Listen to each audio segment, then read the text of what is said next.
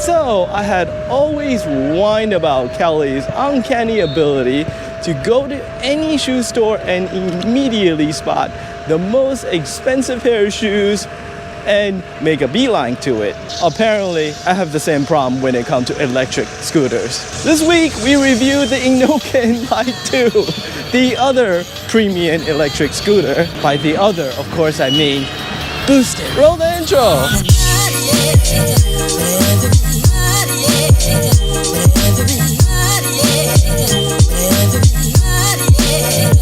As always, if you enjoyed the video, please like and subscribe.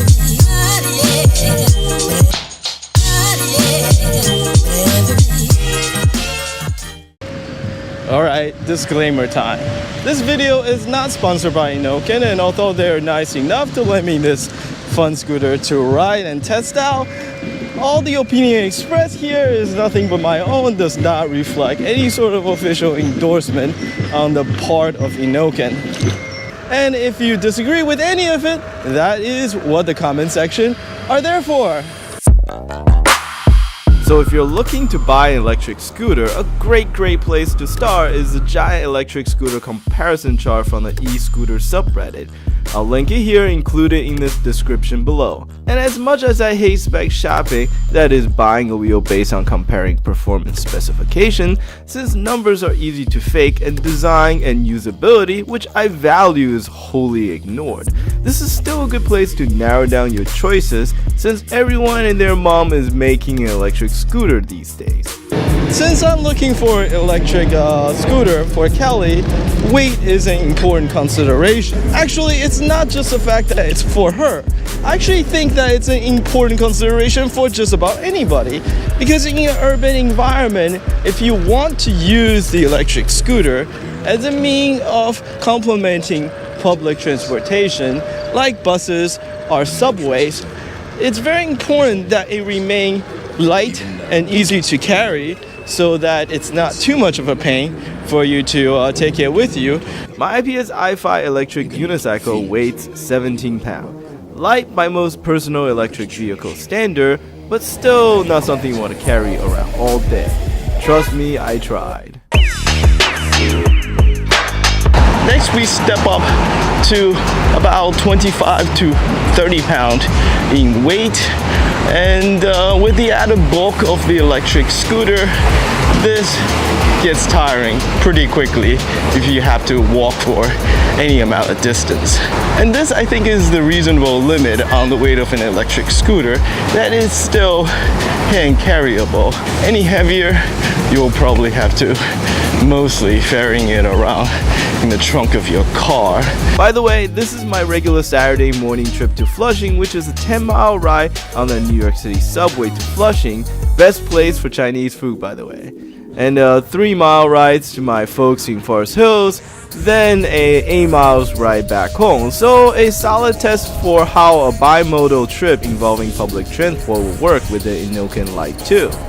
Subway or buses or train for that matter, it's going to be a little bit like a choke point and always going to be the most annoying portion of your commute if you want to carry an electric scooter. You got a backpack full of stuff and you're trying to juggle your wallet, keys, subway cards, and what have you. And if this scooter gets any heavier, it might just be painful enough where you don't want to have it with you, even with the convenience of being able to get to where you need to get to quicker at the end of your subway trip.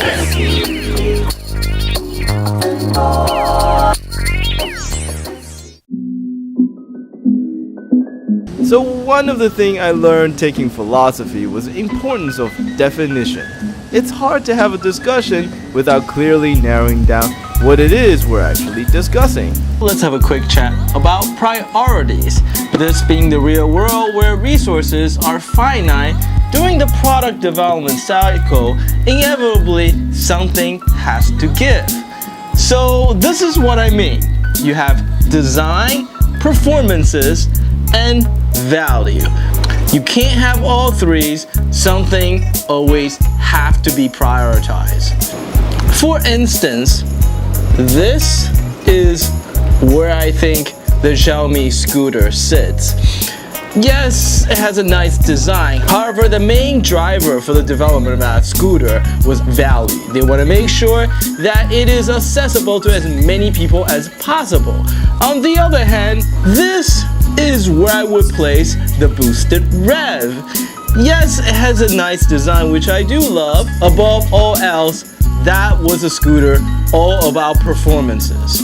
And this is where I would place the Inokim Light-2. And just to clarify, when I talk about design, I mean a synthesis of form and function, not just what the scooter looked like. This is what I mean. For instance, the distinctive flattened shape of the steering column reinforces the folding hinge in its weakest direction forward and back. The extension also maintained the same profile to prevent rotation of the handlebar, another common weaknesses of a telescoping handle design. The folding hinge is incredibly robust and designed to cantilever over the board to minimize its folded length, coupled with its aluminum construction, translate to a surprisingly compact and lightweight fold despite it being a full-size scooter. By the way, for size comparison, the Inokim Light2 is a full 4-inch shorter than the Xiaomi Mi scooter. Design only makes sense if they serve a function. Now, it is a pretty modernist view, but I feel that it especially makes sense on personal transport design since weight and structural rigidity are critical. Now, the fact that the scooter is 4-inch shorter and 10 pounds lighter may not seem like a lot. However, I suspect any photographer who have ever paid for a carbon fiber tripod will tell you that could very well be the difference between you carrying a piece of gear and have it available when you need it versus leaving at home because it's just too cumbersome, heavy, and difficult to stow. The same design thinking also extends to the function of the scooter as well. A light kickstart is needed but feel less jarring than using the often torquey electric motor from a dead stop. It's a motion I instinctually perform even on my electric unicycle that does not require it. The acceleration curve is also significantly more gentle than most other scooters I have tried, which coupled with its low deck height inspire confidence in its stability. And the sense of calm and planted feel continues all the way up to its unadvertised max speed of 21 miles per hour, likely as fast as you would ever want to go given the size of its tire and the lack of suspension, which I am sure many of you will point out as a miss on the part of Inokim, especially given the price of this scooter. But that's not really what the Inokim Light2 was really designed for. It's meant to be a lightweight, compact, and reliable means of short-distance transport in an urban environment. Sure, it'd be nice to have good suspension. However, I suspect that any effective solution will likely add to the weight and complexity of the scooter, which I think takes away rather than complement its intended purpose. The Inokim Light2 does cover the basics well. Its low deck height keeps the center of gravity low and stable, which with the help of the dual drum brakes bring the scooter to a stop pretty quickly. The pneumatic tire works well to deal with the potholes and the occasional rough pavement. In the few days I had it, and despite the infamously bad road condition we have here in New York City, I had never been bothered by the fact that it didn't have suspension. And I bet you want to know its range. 22 miles? Only if you're 100 pounds going downhill the entire way is usually what I would assume when it comes to manufacturer supply range estimates. But despite my skepticism, after 8.2 mile ride back to downtown New York over the Williamsburg Bridge and gunning it the whole way in mode 3, the Light-2 still has 50% battery left. How is this possible? The Light-2 also has something that no other scooter offers. A cruise control. It auto-engages after you hold down the throttle for 5 seconds and keep the scooter going at the maximum speed in the mode selected until you press the left brake. This is like $1,000 option on a high-end touring motorcycle, and as small as it may seem, it really adds to the comfort and premium feel of the scooter.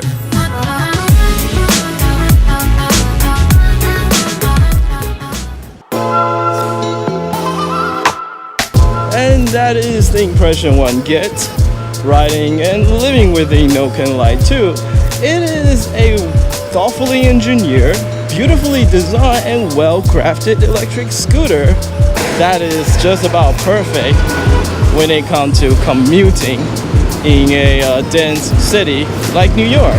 It's sufficiently smart and modern looking that you wouldn't raise too many eyebrows if you were to attempt to bring it into a old-fashioned law firm, nor would you get any dirty looks if you were to try to bring it to, let's say, a fancy dinner date.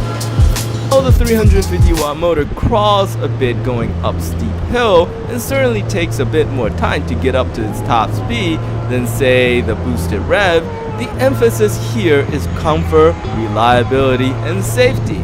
This is a scooter that a complete novice can just walk into a store and buy and enjoy. By the way, just so you know, prior to this, Kelly had only ridden the boosted rev around the block once and had no other prior experience with an electric scooter. And she certainly taken to the Inokim Light-2 very well. As a matter of fact, you can do just that because here in New York City, they actually have a retail locations right here, and it's staffed by a real-life human being who can actually answer your question, not just an Amazon robot. Yes, it is expensive. At $1,300, it's almost as expensive as the much beefier and more powerful boosted rev. However, the trick here is that it somehow is able to squeeze almost as much top speed and range into a much smaller and I would say more civilized package. And like the boosted rev, it is also designed to be easily serviceable. I do not have the time to disassemble the scooter, but all the bolts are easily accessible and there are clear video instructions online on how to maintain and service the scooter.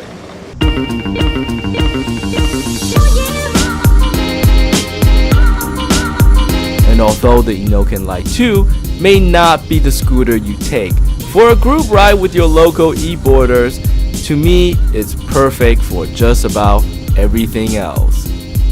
Look at the time, I wasted another chunk of your life. I hope you enjoyed the videos, and as always, please let me know what you think in the comment section below, and like and subscribe to the channel if you enjoyed this videos. Until the next one, thank you.